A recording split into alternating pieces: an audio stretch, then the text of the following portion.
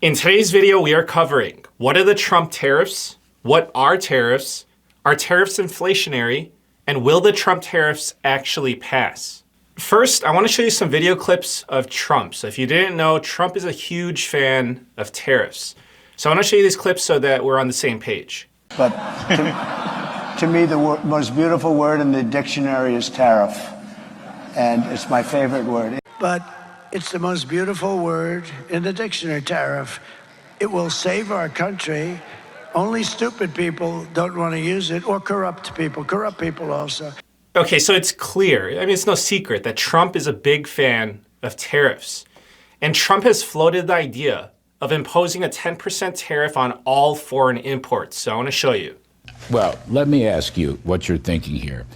Would you want tariffs on foreign goods coming into the U.S., take those revenues and cut taxes on American goods and American families here? Would that be something in a second Trump term? Yeah, there's a couple of things. Number one, I think we should have a ring around the collar, as they say.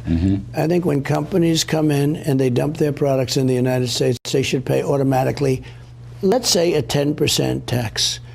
That money would be used to pay off debt. It's a massive amount of money, even at 10%. It's not going to stop business because it's not that much, but it's enough that would really make a lot of money. Okay, now let me explain to you what a tariff is. So I'm going to give you the definition and then I'm going to break it down for you with an example. A tariff is a tax that is imposed on goods imported from another country. So let's use Toyota cars as an example. So let's say that a Toyota Camry costs $30,000 and it's made outside of America. If there's a 10% import tariff, then there's a $3,000 tax if you want to bring the Toyota Camry into the US to sell it. So the purpose of a tariff is to make foreign products more expensive. If foreign products are more expensive, then the idea is that US consumers will be more likely to buy products that are made in America, because American products would be cheaper because they wouldn't be subject to the tax. It also incentivizes foreign companies to invest in America to make their products in America. So this includes building infrastructure in America and creating jobs in America. So let me show you this video clip. This is of Charlie Kirk to help explain the positive impact of a tariff. Here's how it really works. Let's just take, and we've done this in the past, let's take a company like Toyota. So Toyota is a Japanese car manufacturer, right? And Lyndon Baines Johnson back in the 1960s said, we're going to do a 25% tariff on all pickup trucks. Now, how do you avoid a tariff? It's not a trick question. You avoid a tariff by making the product in America. No tariff. So Toyota, what they do to get around the pickup truck tariff, which by the way, they're huge. You guys have seen Toyota pickup trucks. They're everywhere. They make all their pickup trucks in America. So what it is, it's a forcing function to re-domicile labor back to the United States, not necessarily to just slap a tariff on top of goods coming in.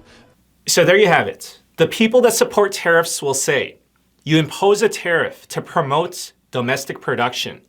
It will create jobs in America and boost the economy, and the US government will collect more tax revenue. So those are the theoretical benefits. However, there is a cost, and that cost is inflation.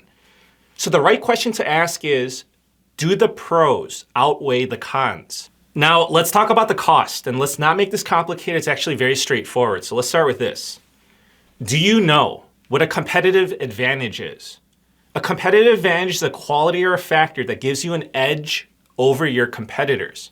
So let me demonstrate with an easy example. So let me ask you, is it more cost effective to generate solar energy in California or in Illinois? So it's not a trick question, just use common sense.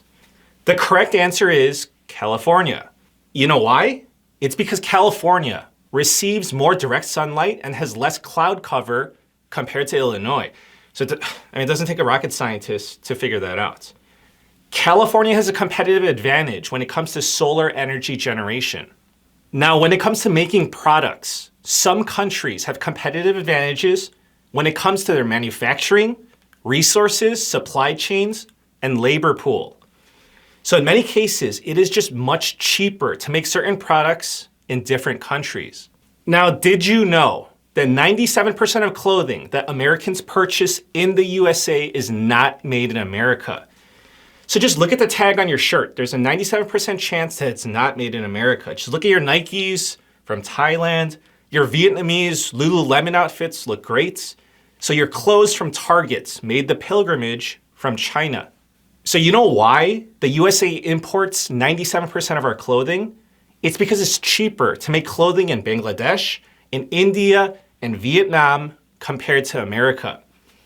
Employees in Bangladesh, they get paid $150 a month. So that's about 87 cents an hour. So how are Americans supposed to compete with that low-cost labor? If you put a 10% tariff on clothing, it would still be much cheaper to continue buying clothes from Bangladesh. So we're not going to have a clothing industry revival in the US. All that would happen is that the cost of 97% of our clothing would go up by 10%, and it would cause inflation. And do you know why it's cheaper to make clothes overseas? It's not just a low cost of labor, it's a low cost of regulations as well. So just take a look at India. They can throw chemicals and dyes into the waterways or rivers. Just chuck the garbage into the waterways. It causes pollution, but it's cheaper. And they're more relaxed about clogged landfills as well. So they're not as strict as the US. So there's a reason why we as Americans prefer to import clothing. They can do it cheaper and we pay less. And clothing is just one example. Did you know that 70% of everything sold in Walmart is imported? So will tariffs be inflationary? The answer is yes. But again, the proper question to ask is, will the pros outweigh the cons? And Trump answers this question. He gives his opinion in this video clip that I want to show you. This effect on the overall economy. And yes, you're going to find some people who would gain from individual tariffs. The overall effect could be massive in terms of the economy. I agree it's going to have a massive effect, positive effect. It's going to be a positive, not a negative. Okay, now let's answer this question. Who pays the tariff? Is it the foreign country? Is it the consumer? Or is it the importer? So think of what you think is the correct answer, but first let me show you what Trump says. A tariff is a tax on a foreign country. That's the way it is, whether you like it or not. A lot of people like to say, oh, it's a tax on us. No. It's a tax on a foreign country. It's a tax on a country that's ripping us off and stealing our jobs. Okay, so according to Trump, a tariff is a tax on a foreign country. So that may be his interpretation, but let me tell you how it works. So the question is, who pays the tariff? Okay, so when Walmart imports goods from China, Walmart pays the tariff. So let's just say that Walmart imports a vacuum cleaner from China to sell in America. So let's say that Walmart buys the vacuum for $100 and they sell it for $150 and they make a $50 profit. Now, if there's a 10% tariff, then Walmart buys the vacuum for $100, but they need to pay a $10 tax to the government. If they continue to sell the vacuum for $150, then Walmart's profits will go down from 50 to 40. Now, in order to maintain their $50 profits, Walmart will increase the price of the vacuum from $150 to $160. So essentially, the tax gets passed on to the consumer. And then the end result is that Americans end up paying $10 more for a vacuum. But then you can make the argument that Americans can choose to buy a vacuum cleaner that's made in America. But look at the vacuums made in America. You know how much a Kirby vacuum costs? It's like $500. Like, I'm not going to spend $500 on a vacuum cleaner.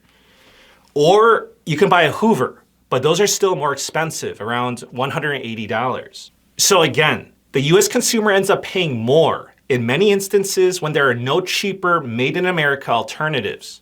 Okay, so Walmart pays the tax. They pass that additional cost onto the US consumer. Now, where does the tax money go? Walmart sends it to the US Treasury, and it becomes more money for the government to spend. Now, let's talk about this. How much more tax money are we talking about? Like, what's the potential of the new tax revenue for the US government? So in 2024, the US government collected a total of nearly $5 trillion in tax collections. A 10% tariff on all imports is expected to bring in $400 billion of new taxes each year. So therefore, a 10% tariff would bring in about 8% of what the government currently collects. So it would not be anywhere close enough to fund the entire government. Now, I know what some people are going to argue, but I'm already 2 steps ahead of the argument. People will argue that 100 years ago, 93% of the federal government's revenues came from tariffs. So in other words, we don't need an income tax. We can just go with tariffs. America has done it before. So listen, I am not a fan of income taxes, but again, let's use common sense. How big was the size of the government 100 years ago? How much has the government grown? The government has overreached into almost all aspects of our lives. I find it disturbing. 100 years ago, the federal government's spending was 2.7% of GDP. Today, it has grown to 25% of GDP. The government, measured by spending, has grown 10 times bigger in 100 years. So back then, the government was much smaller.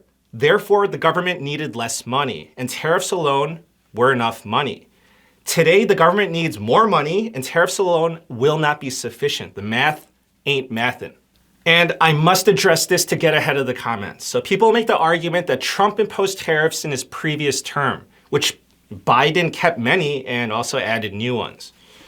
And people will make the argument that even though Trump imposed tariffs, it did not spike inflation. So you have to realize that those tariffs were made on a smaller scale. It's nothing like a 10% tariff on all imports. In 2019, Trump's tariffs taxed about $400 billion worth of imports. So that resulted in new tax revenue of nearly $80 billion. So those were targeted tariffs. Imposing a 10% tariff on all $4 trillion of imports would be a whole different level. Now, I want to give you my opinion. The Trump tariff of 10% on all imports will not be enacted. Will Trump create new tariffs? Yes, absolutely. But they will be targeted, many at Chinese imports. So I believe there are 2 most probable outcomes. So the first one is that Trump backtracks on the idea. So this would not be the first time that he changes his mind. So listen, Trump is only human. Nobody's perfect. So I'll give you some examples of backtracking. Trump has appointed many advisors and government officials, and he ended up firing them. And there are other people that he regrets designating, such as Chair of the Federal Reserve, Jerome Powell. So I'll give you another example, Bitcoin. In 2021, President Trump called Bitcoin a scam. And now he's done a 180. He wants to make the United States of America the crypto capital of the world. So let me show you the video clips. I'll ask you one last question. You don't like Bitcoin? You wouldn't invest in Bitcoin? Do you invest in the stock market at this moment? So not at this moment. I think it's high. So I have not invested in the stock market at this moment. I have in the past, but I have not at this moment. I think it's high. Okay. Bitcoin, I just seems like a scam. I was surprised. You know, with us, it was at 6,000 and much lower. I don't like it because it's another currency competing against the dollar. Essentially, it's a currency competing against the dollar. I want the dollar to be the currency of the world. That's what I've always said. This afternoon, I'm laying out my plan to ensure that the United States will be the crypto capital of the planet and the Bitcoin superpower of the world. Another big probability is that Congress stops Trump. A big question is, can Trump impose a 10% tariff on all imports without congressional approval? The US Constitution grants the power to impose tariffs to Congress, not the president. However, Congress allows the president to impose tariffs if certain statutory conditions are met. So here are the exceptions. If there are imports that threaten national security, foreign policy, or the economy. If there are trade agreement violations or unfair trade practices. So if Trump attempts to pass a universal 10% tariff and Congress tries to stop him, then he could try to use one of these exceptions. So you've already seen this in action. It's kind of like how Biden forgave $10,000 to student loans, and then Congress said that you can't do that. And then Biden tried to use an exception under the HEROES Act, but then Congress said that that exception does not apply to the situation. So listen, I understand that the House and Senate are both controlled by the Republicans. However, the Republicans do not have 60 seats in the Senate. But they can attempt to use reconciliation for 50. But you also know that rhinos exist. So there are a lot of buts and no certainty for congressional approval. Now you know the benefits of tariffs. Now you know the drawbacks of tariffs. The question is, from a holistic perspective, will it produce more good than bad? Let me know what you think. Please subscribe, and I wish you a good day. Take care.